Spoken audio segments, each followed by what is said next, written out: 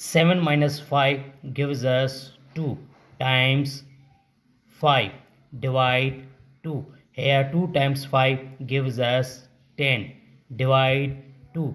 So now finally 10 divide 2 gives us 5. But this answer is not correct because according to order of operation, first we do parenthesis, then exponent, then multiplication or division, finally addition or subtraction. Remember that in multiplication and division have equal priority and we have worked from left to right. First we do multiplication, then division and finally subtraction. 7 minus 5 times 5 gives us 25. Divide 2.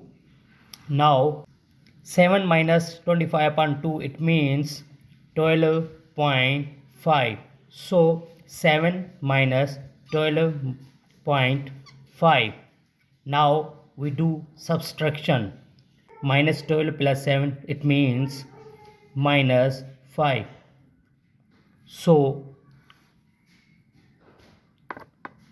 minus 5.5, this is the right answer.